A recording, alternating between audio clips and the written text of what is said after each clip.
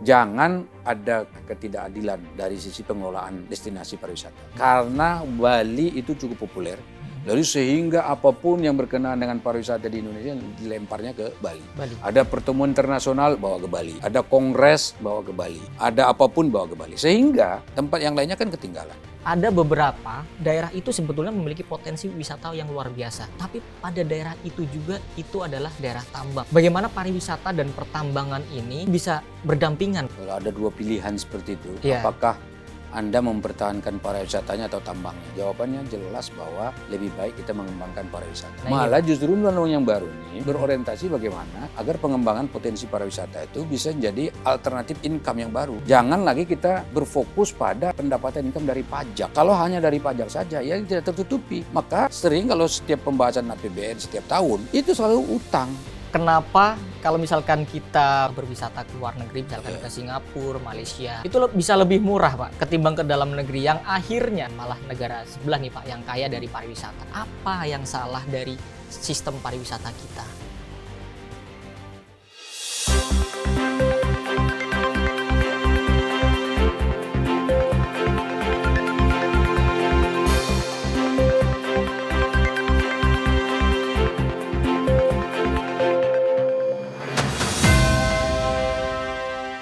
Pemirsa, katanya Indonesia ini sebagai surga pariwisata. Karena memang pariwisata ini dapat menjadi sebuah wajah bangsa, penggerak ekonomi dan juga sebagai jembatan kebudayaan Indonesia di mata dunia. Dan DPR RI bersama dengan pemerintah ini telah mengesahkan undang-undang kepariwisataan yang baru. Ini sebagai menata ulang bagaimana pengembangan pariwisata ke depannya. Nah, untuk membahasnya nih, apa yang beda dari Undang-Undang Kepariwisataan yang baru, sudah hadir bersama Kabar Nusantara pemirsa, narasumber yang sangat spesial nih, yang telah hadir bersama kami, yaitu Ketua Komisi 7 DPR RI dari fraksi PAN untuk daerah pemilihan Sumatera Utara 2, Bapak Saleh Partaunan-Daulay. Pak Saleh, terima kasih sudah mau hadir dalam program Kabar Nusantara dan kita sedikit membahas terkait dengan bagaimana pengembangan pariwisata ke depannya Pak ya. Pak, tapi kalau misalkan dipikir-pikir nih Pak, masyarakat banyak yang menilai undang-undang yang sebelumnya kan sudah dari 2009 Pak ya. Yeah. Nah, kenapa ini perlu dilakukan revisi? Jadi pariwisata itu kan berkembang. Jadi ada hal-hal yang sangat kasat mata kelihatan di dalam kehidupan sosial kemasyarakatan kita yang memang selalu berubah. Terutama dalam hal ini tentu pariwisata. Jadi kalau kita lihat, kalau dulu orang berwisata itu datang ke tempat itu, kemudian menikmati alam cukup dan sudah cuci mata, kurang lebih seperti itu, ya udah dianggap sudah selesai. Tapi seiring dengan perkembangan zaman sekarang, orang datang ke tempat wisata itu bukan hanya untuk sekedar cuci mata, bukan hanya sekedar melihat-lihat keindahan saja, tetapi lebih dari situ adalah bagaimana mencari makna. Jadi makna itu banyak sekali. Dia kalau datang ke sana dia ingin melihat sebetulnya orang-orang di sekitar itu hidupnya seperti apa, perkembangannya seperti apa, kemudian apa yang mereka lakukan dalam kehidupan mereka, bagaimana cara mereka memberikan arti, makna bagi kehidupan lingkungan sekitar, bukan hanya untuk manusia tetapi juga untuk alam semesta yang mereka kunjungi dan seterusnya. Dan ini juga seiring juga dengan perkembangan ilmu pengetahuan teknologi. Nah, kalau kita lihat sekarang kan orang kalau mau mengetahui suatu destinasi tertentu, dia tidak perlu datang ke tempat itu sebetulnya. Dia tinggal cari Google, ya kemudian cari rujukan referensi dan dia sudah tahu, oh ini kira-kira kurang lebih seperti ini. Nah, orang datang ke tempat itu selain untuk mengkonfirmasi kebenaran dari literatur yang dia baca, tetapi juga dia ingin ya tentu mencari hal-hal baru yang bisa dia bawa pulang ke negaranya, ke tempat asalnya, atau dia bisa mengembangkan sendiri, misalnya bagi mereka para pelaku industri pariwisata. Tapi Pak Saleh, kalau misalkan apa sih membedakan, maksudnya mungkin dari segi mindset atau tujuan apa dalam undang-undang kepariwisataan baru, mungkin dari segi pembangunan pariwisata nasional ke depannya? Ya, lalu kalau kita melihat kalau dulu itu pariwisata dianggap semacam industri saja. Industri pariwisata. Jadi kalau yang dimaksud industri pariwisata itu adalah ya memang orang datangnya itu hanya sekedar untuk tadi bergembira, menikmati alam dan seterusnya. Tetapi kalau yang sekarang konsep pemaknaan pariwisata dan pelaksanaannya di lapangan itu sudah lebih dari sekedar industri. Bahkan lebih dalam dari situ, pariwisata sekarang dianggap sebagai bagian dari ekosistem yang sangat terkait antara satu bagian dengan bagian yang lain. Sebagai contoh begini, dulu kita menganggap ya pariwisata itu mungkin hanya disajikan oleh mereka yang punya modal, artinya yang pemilik destinasi pariwisata itu. Nah kalau sekarang selain itu diberikan, tetapi lebih luas dari situ adalah bagaimana agar orang-orang yang ada di sekitar destinasi pariwisata itu merasakan dampak langsung dari keberadaan tempat itu. Jadi misalnya begini, kita tahu bahwa sumber APBN kita selama ini kan yang paling banyak itu adalah dari pajak. Kemudian bea cukai dan juga pendapatan negara bukan pajak. Kan dari itu tambang, mineral. Nah sekarang dengan adanya pengembangan pariwisata seperti ini sebetulnya adalah sumber income untuk negara juga. Jadi karena itu ada ekosistem di situ. Jadi ekosistem itu apa? Banyak sekali. Contoh misalnya, kalau orang datang ke sana, tentu kita berharap dia memberikan kontribusi bagi masyarakat lokal. Dengan cara apa? Dia mungkin bayar pajak, bayar minuman, bayar makanan, dan seterusnya. Jajan lah ya Pak. Dan seterusnya ya. Dan itu saya kira berkaitan ya. Namanya ekosistem itu berkaitan. Itu satu bagian. Kedua, di sana juga kan ada komunitas masyarakat mungkin yang bekerja selama ini bukan hanya di bidang pariwisata tetapi dalam pengembangan UMKM. Misalnya kalau orang datang ke sana kan mau beli mainan, beli sesuatu yang baru yang mungkin di tempat dia tidak ada, tapi dia bawa pulang dan itu bagian dari ekosistem juga. Jadi dengan adanya pengembangan pariwisata yang serius dan ditangani secara sistematis seperti itu UMKM itu bisa berkembang juga. Kemudian ada lagi misalnya ekonomi kreatif. Ekonomi kreatif itu kalau dulu mungkin di dalam undang-undang lama nggak dibicarakan secara khusus. Oh, sama sekali nggak ada, Pak? Ada, tapi mungkin tidak spesifik mengembangkan bagaimana supaya muncul ide-ide kreatif dari masyarakat setempat. Dengan demikian bisa memberdayakan kehidupan sosial kemasyarakatan.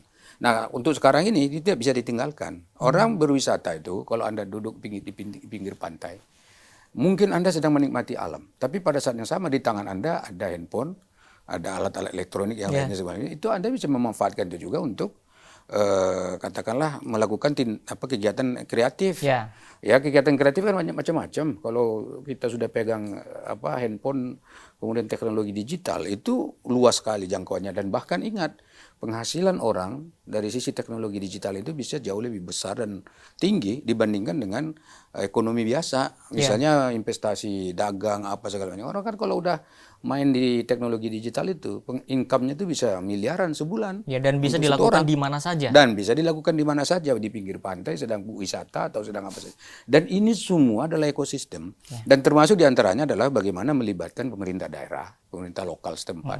Dan bagaimana koordinasi antara pemerintah daerah lokal di situ dengan masyarakat setempat dan juga dengan melibatkan pembinaan-pembinaan yang dilakukan oleh pemerintah sesuai dengan levelnya masing-masing. Oke, pasal ini yang menjadi paling menarik menurut saya Pak ya dari Undang-Undang Kepariwisataan ini. Berarti pada intinya ingin merubah mindset pariwisata ini bukan sekedar industri ke depannya, tapi sebuah ekosistem yang dimana pariwisata ini menjadi holdingnya Pak. Ya, jadi kalau saya bisa memaknai, pariwisata itu sangat luas, kalau bisa dimaknai seperti itu. Misalnya begini, dia bisa menjangkau ekonomi, tadi sudah UMKM, ekonomi kreatif dan lain-lain.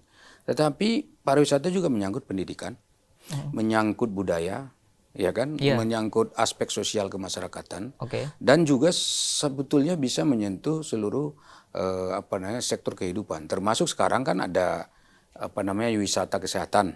Ya, Indonesia sekarang sudah bangun salah satu rumah sakit bagus ya di Bali, Bali International Hospital. Ya, yang di kawasan KAI Sanur itu. Itu target sasaran kita sebetulnya bukan hanya wisata dalam artian kepuasan indrawi saja, tetapi justru ada kepuasan mentality, kepuasan spiritual yang itu tidak bisa dimaknai dengan apapun gitu. Jadi luas sekali. Jadi karena itulah maka kalau dikatakan bagaimana dampak pariwisata dalam kehidupan sosial kemasyarakatan kita itu sebetulnya tergantung bagaimana kita mengelolanya.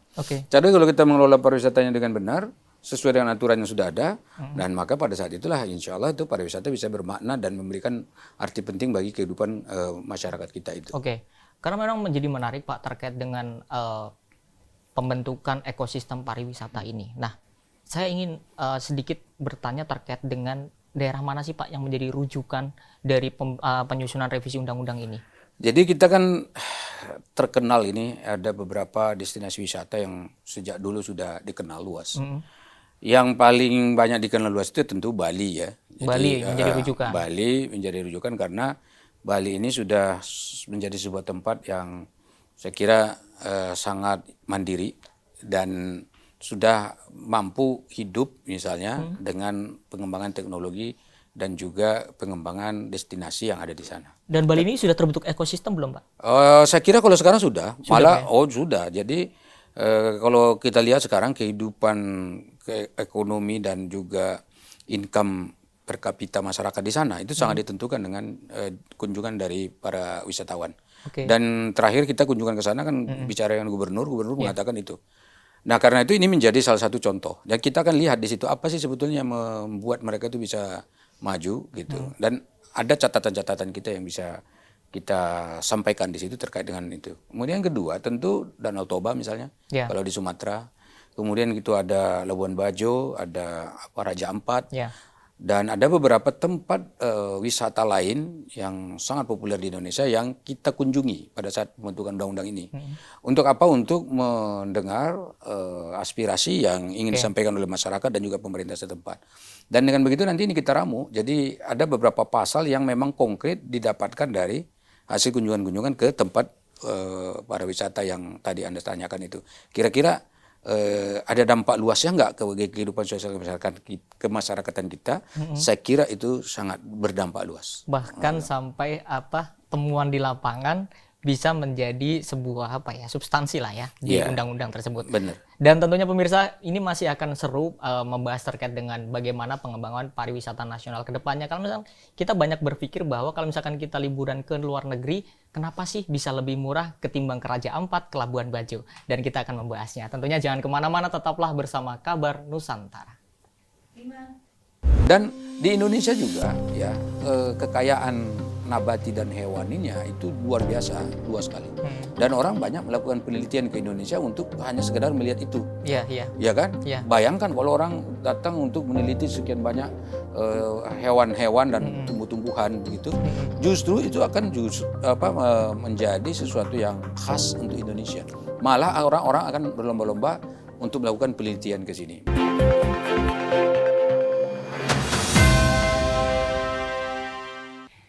Terima kasih pemirsa, Anda masih menyaksikan program Kabar Nusantara dan masih bersama dengan narasumber yang spesial, Ketua Komisi 7 DPR RI, Bapak Saleh Partaunan Daulay. Pak Saleh, kita lanjut nih Pak, terkait dengan, untuk tadi Bapak berbicara terkait dengan Undang-Undang Kepariwisataan yang baru ini sudah mengarah ke ekosistem. Tapi untuk pembentukan ekosistem itu juga diperlukan SDM yang sadar akan itu Pak. Nah bagaimana Pak membentuk ekosistem ini bisa seperti Bali Pak, misalkan seperti mereka sudah peka dengan mau berbahasa Inggris, belajar itu dan sebagainya. Bagaimana Pak? Jadi sebetulnya kalau soal ekosistem itu ada saya kira dua hal penting ya. Pertama, ekosistem itu bisa terbangun dengan sendirinya di masyarakat kita. Jadi karena kebutuhan terhadap pengembangan pariwisata dan juga tantangan real yang ditemui di lapangan, sehingga orang muncul kesadaran di masyarakat itu. Dengan demikian karena ada kesadaran itu, mereka dengan sendiri terbangun tersistematisasi cara pandang dan cara pikir. Ya sehingga dengan demikian pengelolaan pariwisatanya juga semakin serius itu. Tapi ada juga yang dilakukan dengan pendidikan. Jadi sekarang kan misalnya kalau di Kementerian Pariwisata mereka punya Politeknik Pariwisata. Politeknik Pariwisata dan itu banyak jumlahnya di seluruh Indonesia. Dan mereka merekrut mahasiswa-mahasiswa dan di dalam situ tentu mereka belajar bagaimana itu tadi seluruh hal yang berkenaan dengan pariwisata dan termasuk diantaranya tentu ekosistem itu. Jadi kita berharap ke depan alumni-alumni dari sekolah-sekolah itu mereka sudah punya cara pandang sendiri, cara berpikir yang saya kira juga sudah berubah dan berbeda. Nah, itu bisa membentuk ekosistem dan membantu masyarakat. Nah, kalaupun Anda mau tambahkan, salah satunya yang lainnya adalah memberdayakan masyarakat. Jadi kan ada organisasi-organisasi kemasyarakatan yang memang bergerak di bidang pengelolaan pariwisata misalnya seperti itu. Itu juga berdampak juga, berpengaruh juga. Mereka bisa memberikan edukasi kepada masyarakat setempat. Dan ingat, orang Indonesia ini sebetulnya agak berbeda cara pandangnya itu masing-masing daerah terkait dengan pariwisata. Kalau misalnya Anda tanya tadi, kenapa Bali itu masih lebih maju menonjol dibandingkan dengan destinasi pariwisata lain di Indonesia? Sebab Bali itu secara mentality, secara kejiwaan, orang Bali itu sudah sangat terbuka, sudah sangat menikmati hasil dari pariwisata, dan sudah mengerti betul betapa pentingnya pariwisata dalam menopang kehidupan mereka di sana. Bahkan bukan hanya individu ya, tapi secara sosial. Nah, karena itu mereka lebih gampang menerima perubahan. Jadi nggak serta-merta tiba-tiba ada orang, mohon maaf ya, buka baju, kemudian marah-marah gitu. Enggak. Tapi orang Bali itu kalaupun ada yang nggak sesuai dengan apa yang menjadi konteks kebudayaannya, mereka bisa melakukan komunikasi dengan masyarakat yang datang itu, pendatang itu. Mereka bisa komunikasikan. Nah, pasalnya kalau misalnya kita berbicara untuk bisa mau menerima hal tersebut juga yang menjadi mungkin batu ganjalan Pak ya. Itu mungkin ada sebuah budaya atau adat yang memang sebetulnya bisa menghalangi dari pengembangan pariwisata ini. Nah, itu bagaimana Pak mengatasinya kalau misalnya hal-hal seperti itu? Jadi pertama ya dalam pandangan saya. Iya, pandangan Bapak. Dalam pandangan saya, yang harus dilakukan oleh kita dalam mengelola pariwisata itu pertama menjaga destinasi wisata itu supaya tetap awet, kemudian tetap baik, dan dia tentu tidak mendatangkan kerusakan apapun dari sisi naturalnya. Itu intinya. Itu pertama. Kemudian yang kedua, kita harus menjaga budaya lokal. Jadi budaya setempat. Jadi kalau ada penampilan tari, ada penampilan kegiatan kebudayaan dan seterusnya, itu harus malah justru dikembangkan. Nah, kadang-kadang kan yang penampilan tarian dan kebudayaan seperti ini justru yang dikejar orang. Sebab itu pasti akan berbeda dengan negara lain. Apalagi kita ini kan hidup di negara tropis. Kehidupan kita berbeda dengan orang, kebudayaannya berbeda, apalagi Indonesia. Kita terdiri dari ratusan suku bangsa ya, yang saya kira ini juga identik dengan keragaman kebudayaan juga. Jadi itu orang akan lihat itu juga. Gitu. Kemudian yang ketiga, kita juga harus betul-betul bisa menonjolkan aspek-aspek positif dari seluruh kehidupan sosial kemasyarakatan yang ada di situ, di tempat itu. Nah, kita ini berbeda dengan bangsa Eropa, berbeda dengan China, mungkin India dan seterusnya. Karena Indonesia ini punya, saya kira, kearifan lokal yang secara umum di Indonesia ini, saya kira itu sangat bijaksana.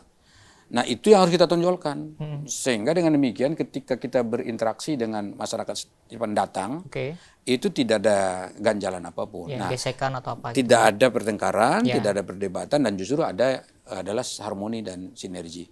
Nah, kemudian yang terakhir tentu masyarakat setempat kita harus ajarkan untuk menerima perbedaan kebudayaan dari negara lain yang datang ke situ.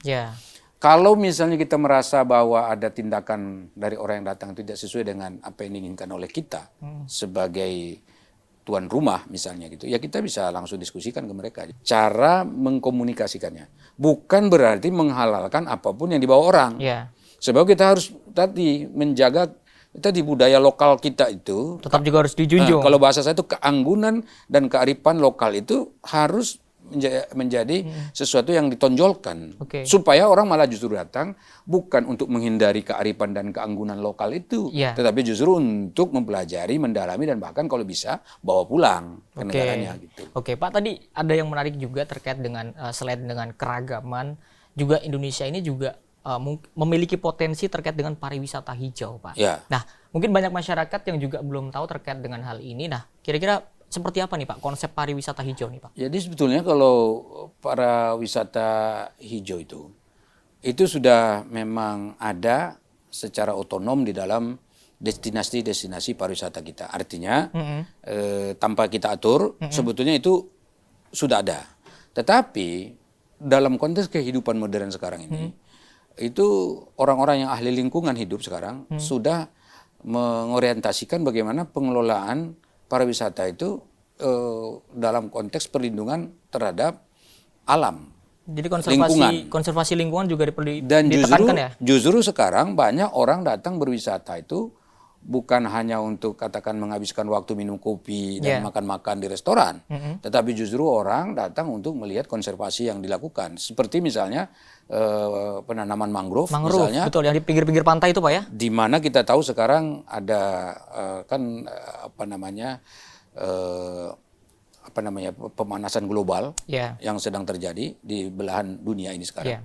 Nah, Indonesia itu menjadi satu tempat yang khusus sekali karena dia tropis. Di sini ada hutan-hutan virgin sebetulnya, hutan-hutan yang betul-betul bisa dijadikan sebagai tempat wisata. Dengan begitu orang datang ke sana, orang akan lihat, oh ini asri, ini bagus, ini baik dan seterusnya. Jangan terbalik.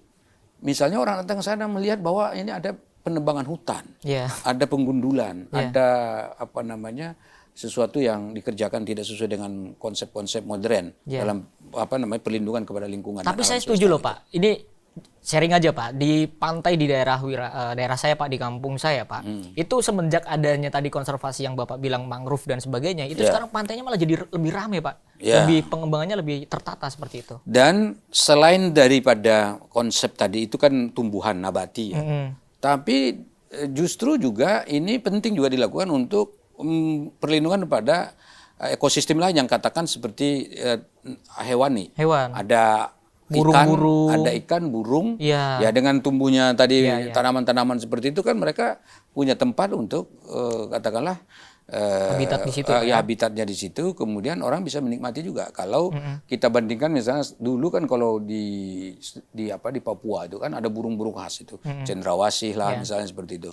Dan kalau itu kita tebang, justru cendrawasihnya hilang tak kemana. Justru ikonnya malah nggak ada. Itu hilang. Maka itu harus kita pertahankan begitu. Dan di Indonesia juga ya kekayaan nabati dan hewaninya itu luar biasa, luas sekali. Dan orang banyak melakukan penelitian ke Indonesia untuk hanya sekedar melihat itu. Iya kan? Bayangkan kalau orang datang untuk meneliti sekian banyak hewan-hewan dan tumbuh-tumbuhan begitu, justru itu akan menjadi sesuatu yang khas untuk Indonesia. Malah orang-orang akan berlomba-lomba untuk melakukan penelitian ke sini, melakukan kajian bukan hanya untuk sekedar wisata malah justru, tapi pada satu saat tertentu nanti mereka akan melakukan studi serius, mungkin disertasi, tesis, dan juga penelitian-penelitian yang dilakukan secara reguler di kampus masing-masing. Dan itu tentunya juga berfungsi bagi ilmu pengetahuan ya Pak ya. Benar. Dan Pak Saleh, kita masih seru nih Pak, saya masih penasaran terkait dengan pariwisata ini karena dapat menjadi senjata baru pemerintah. Kalau misalkan pemerintah ini fokus untuk bisa menggerakkan ekonomi, tidak hanya UMKM. Dan tentunya kita akan bahas pemirsa. Tetaplah bersama Kabar Nusantara. Jadi kalau dari pariwisata itu kita bisa membuat uang, katakan situ dapat uang, ya sudah tambangnya ngapain dilanjutkan. Dan kalau misalnya tambang itu kan identik dengan orang yang memiliki modal. Jadi pasti orang yang punya uang. Dan biasanya orang yang punya uang itu begitu dia eksplorasi dapat uang banyak, dia nggak akan ada keterkaitan dia dengan alam sekitarnya.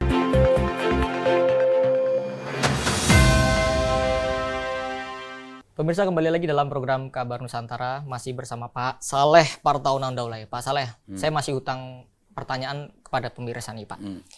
Terkait dengan kenapa kalau misalkan kita berkunjung atau berwisata ke luar negeri, misalkan ke Singapura, Malaysia, itu bisa lebih murah Pak ketimbang ke dalam negeri, yang akhirnya masyarakat itu berkunjung aja berwisata ke sana dan malah negara sebelah nih Pak yang kaya dari pariwisata. Nah, apa yang salah dari sistem pariwisata kita? Jadi kalau sistem pariwisatanya itu sebetulnya menurut saya tidak bisa dikaitkan secara langsung dengan itu.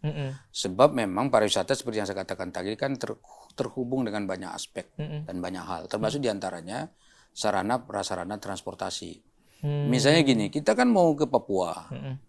Ya kan, kalau dari Jakarta ke Papua itu kurang lebih 6 jam kalau nggak salah itu ya. Dan dibandingkan ke Singapura, Anda kan membandingkan Singapura. Nah, Singapura itu 2 jam dari Jakarta sudah sampai. Kalau kita ke sana 6 jam, ya tentu kita ke Papua pasti akan lebih mahal juga di sana itu dari sisi transportasinya. Kalau orang ke Singapura mungkin akan lebih mudah dijangkau karena dia lebih dekat. Tapi ingat, Ya. ada juga kadang-kadang promosi yang dilakukan oleh mereka Ya. dari pihak Singapurnya atau destinasi negara lain seperti Kuala Lumpur atau katakanlah Thailand misalnya seperti yang ada di kawasan ASEAN ini. Nah, tetapi kalau kita bandingkan sekarang target sasaran orang mau ke katakanlah ke Singapura itu apa misalnya? Apakah mereka hanya mau menikmati alam atau menikmati teknologi perkembangan digital atau berobat? Ya kan sekarang kan begitu. Ya. Nah, kalau kita lihat dari sisi itu semua itu tentu akan berbeda-beda. Misalnya kalau orang mau datang ke Papua pasti bukan untuk berobat, pasti bukan untuk kunjungi mall, pasti bukan untuk beli baju. Ya disebabkan bukan tempatnya. Tetapi kalau orang datang ke Papua itu melakukan penelitian serius terkait tadi yang kita diskusikan tadi soal apa namanya green tourism itu ya Pak. Wisata hijau itu mungkin pasti tempatnya di sana. Masih bisa lah ya Pak. Pasti ditemukan di situ. Justru kalau dia datang ke Singapura akan berbeda. Nah sekarang pertanyaannya, bagaimana agar pariwisata nasional kita di Indonesia ini bisa dikelola secara baik dan murah? Menurut saya memang harus ada kebijakan yang dilakukan oleh pemerintah dalam konteks katakanlah promosi pariwisata yang dibarengkan dengan diskon-diskon yang memang disiapkan dan kerjasama dengan agen-agen perjalanan. Jadi paket-paket seperti itu Pak ya? Paket-paket itu saya kira sangat berpengaruh. Dan di luar negeri juga begitu. Ada teman saya pergi ke Eropa malah ongkosnya cuma 7 juta udah bisa 3-4 negara gitu. Dan itu pada saat-saat tertentu. Jadi tidak mesti serta-merta setiap waktu ada. Tapi ada tawaran-tawaran tertentu, waktu-waktu tertentu di mana orang akan tertarik dengan itu. Dan itu hanya bisa dilakukan kalau pemerintah serius bekerja sama dengan pihak swasta yang memang mengelola ini secara serius. Karena swasta itu kan dapat untung. Nah, ketika dia dapat untung, dia juga punya tanggung jawab sosial untuk bagaimana memberikan keuntungan itu berbagi dengan masyarakat lain di luar perusahaannya itu. Nah, di Indonesia yang serius menangani itu saya kira masih sangat jarang sekali. Justru orang bikin travel agent seperti itu tuh mungkin mandiri saja. Bahkan yang paling menjadi sorotan saya terutama adalah banyak travel agent di Indonesia ini malah justru dikendalikan oleh orang asing. Maksud saya perusahaannya ternyata punya orang di luar negeri, tetapi mereka bekerjanya di Indonesia. Ada orang-orang Indonesia yang bekerja di negara kita ini, tapi perusahaan itu sendiri sebetulnya dimiliki di luar negeri. Karena apa? Orang beli tiket, ya kan? Orang beli paket wisata itu bisa langsung online. Jadi untuk itu saya kira memang Indonesia harus serius juga ya. Dari sisi promosi pariwisata. Justru pengembangan pariwisata itu hanya bisa berhasil jika promosi pariwisatanya dilakukan secara benar. Nah ini yang menjadi menarik juga tadi promosi Pak ya. Nah tapi mungkin yang saat ini sudah terbangun adalah Bali Pak. Kalau misalkan kita melihat data devisa negara 44% itu dari Bali Pak. 56%-nya dari daerah lain. Nah ini kan menjadi sangat ketimpangan. Padahal kita itu punya wisata super prioritas lainnya Pak. Nah gimana Pak strateginya Pak selain promosi untuk pengembangan ini diperlukan tanggung jawab siapa? Jadi untuk bagaimana destinasi pariwisata lain dikenal itu sebetulnya tadi harus melalui upaya sistematis yang dilakukan oleh pihak pemerintah dan swasta. Caranya misalnya begini, orang mau datang ke Bali. Misalnya dia mau berkunjung ke Bali 5 hari. Nanti kita tawarkan ke mereka, bagaimana kalau Anda setelah dari Bali, Anda langsung pindah ke Lombok. Gitu. Anda 5 hari di Bali, nanti kita tawarkan 2 hari di Lombok. Masalahnya sekarang kan begitu dia mau datang ke Indonesia, dia taunya Bali. Jadi dia pesan semua paket-paketnya itu ya di Bali saja. Padahal sebetulnya kalau dia mau meluangkan waktu 2 hari saja dimasukkan dalam paket itu, bisa nanti dia ke Lombok dulu. Atau kita tawarkan ke Labuan Bajo, ke mana ke Borobudur, ya. Kemudian tempat-tempat destinasi pariwisata yang sangat saya kira tidak kalah menariknya ya di Indonesia. Dengan begitu kan akan dikenal ini tempat-tempat yang tadi. Ini untuk membuka mata dan juga cara pandang orang luar terhadap Indonesia. Siapa tahu sekali ke situ ketagihan apa ya? Siapa tahu begitu dia sudah ternyata datang ke Mataram. Ternyata bagus banget. Nah, kemarin saya ke Aceh, di pesawat saya ketemu dengan seorang bule, dia katanya mau wisata ke Pulau W. Ini kan juga agak jarang, dia orang Belanda. tapi dia wisatanya ke Pulau W. Ini baru nih kemarin, 2 minggu lalu. Dan saya tanya kenapa dia kenal dengan Pulau W. Nah dia ternyata browsing, ada paket, di mana dia paket itu kunjungannya misalnya dia ke Borobudur dulu. Nah ternyata dari paket Borobudur itu dia ditawarkan ke Pulau W. Dan saya kira ini contoh di mana orang mulai berkenalan dengan destinasi-destinasi wisata yang seperti itu. Dan itu menarik. Memang kayaknya saya juga jarang masih menemukan, bahkan malah orang luar negeri dulu nih yang mengetahui paket-paket yang seperti itu. Berarti kan mengulik seperti itu Pak ya. Asalkan ada paket-paket tersebut. Nah Pak, ini ada yang menarik juga Pak terkait dengan beberapa kali kan saya juga mengikuti dari kunjungan Komisi 7 itu. Terkait dengan ada beberapa yang pada daerah itu sebetulnya memiliki potensi wisata yang luar biasa. Tapi pada daerah itu juga itu adalah daerah tambang, Pak. Bagaimana pariwisata dan pertambangan ini bisa berdampingan, Pak, beriringan seperti itu? Sebetulnya kalau ditanya ke saya, kalau ada 2 pilihan seperti itu, apakah Anda mempertahankan pariwisatanya atau tambangnya? Jawabannya jelas bahwa lebih baik kita mengembangkan pariwisata. Sebab kan targetnya uang. Jadi kalau dari pariwisata itu kita bisa membuat uang, katakan situ dapat uang, ya sudah tambangnya ngapain dilanjutkan? Silakan itu tetap dijadikan sebagai bagian dari konservasi alam yang dilindungi. Untuk apa? Dan kalau misalnya tambang itu kan identik dengan orang yang memiliki modal. Jadi pasti orang yang punya uang. Dan biasanya orang yang punya uang itu begitu dia eksplorasi dapat uang banyak, dia nggak akan ada keterkaitan dia dengan alam sekitarnya. Itu lebih sering begitu. Lebih seringnya begitu. Jadi kalau ditanya bagaimana mendampingkan ini, sebetulnya menurut saya kalau masih bisa kita hidup ya tanpa adanya tambang itu, hidup dari pariwisata itu yang menjadi penting. Nah justru undang-undang yang baru ini, justru undang-undang yang baru ini berorientasi bagaimana agar pengembangan potensi pariwisata itu bisa menjadi alternatif income yang baru. Jangan lagi kita berfokus pada pendapatan income dari pajak. Kalau hanya dari pajak saja, ya tidak tertutupi. Maka sering kalau setiap pembahasan APBN setiap tahun, itu selalu utang gitu. Memang ditargetkan misalnya tahun 2026 kita jumlah APBN kita sekitar 3.800 triliun misalnya. Kan kalau 3.800 triliun berapa sih yang bisa kita dapatkan dari pajak gitu. Nah kalau misalnya dia dapat 2.200, berarti kan masih kurang. Berapa ribu triliun lagi kurangnya untuk menutupi itu. Maka kita harus cari alternatif lain selain daripada pajak itu. Jadi karena itulah maka kita secara sungguh-sungguh mesti kalau dalam roadmap-nya pemerintah, mestinya ini pariwisata dijadikan sebagai salah satu aspek yang betul-betul sungguh-sungguh dikerjakan. Jangan ada ketidakadilan dari sisi pengelolaan destinasi pariwisata. Katakan misalnya gini, karena Bali itu cukup populer, lalu sehingga apapun yang berkenaan dengan pariwisata di Indonesia dilemparnya ke Bali. Ada pertemuan internasional bawa ke Bali, ada kongres bawa ke Bali, ada apapun bawa ke Bali, sehingga tempat yang lainnya kan ketinggalan. Nah karena itu kebijakan ini juga menjadi penting. Jadi yang mengelola itu kan pemerintah. Pak, sedikit lagi terkait dengan tadi kenapa saya bertanya seperti itu Pak, negara seperti Arab Saudi saja Pak, yang minyaknya dan sebagainya sangat melimpah. Akhirnya tahun 2030 dia mempunyai Saudi Vision yang menggeser mindset bahwa Arab Saudi ini akan menjadi destinasi wisata. Berarti kan kalau tambang itu kan dikeruk habis ibarat kata seperti itu Pak. Nah pariwisata ini kan keberlanjutan ya Pak ya. Nah pemerintah ini perlu mewujudkan komitmen keseriusannya ini seperti apa Pak? Melalui apa gitu Pak?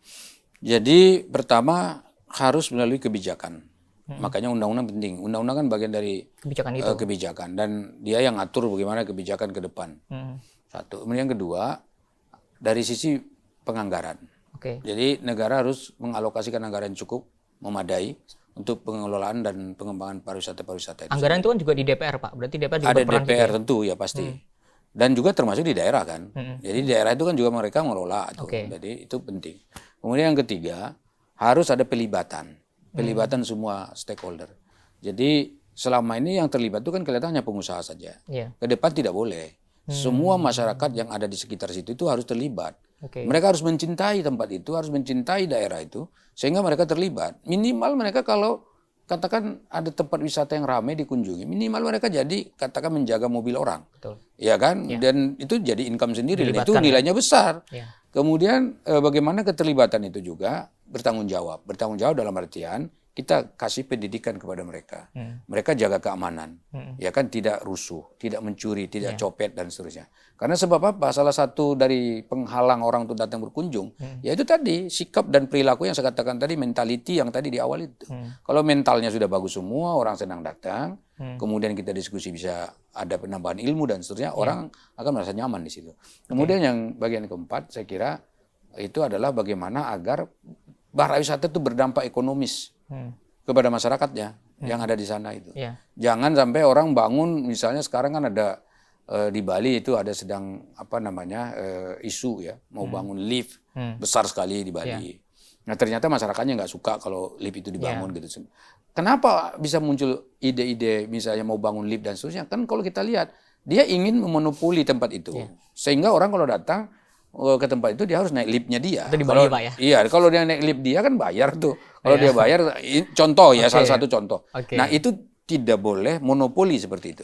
Jadi pengelolaan pariwisata itu harus membumi, harus memberdayakan, dan kalau bisa ya tentu harus memberi makna luas seperti yang saya katakan di depan tadi bagi kehidupan sosial kemasyarakatan itu. Oke Pak, terakhir terkait dengan Undang-Undang Kepariwisataan, tadi Bapak juga menyampaikan bahwa pariwisata ini bukan hanya milik yang punya modal seperti itu.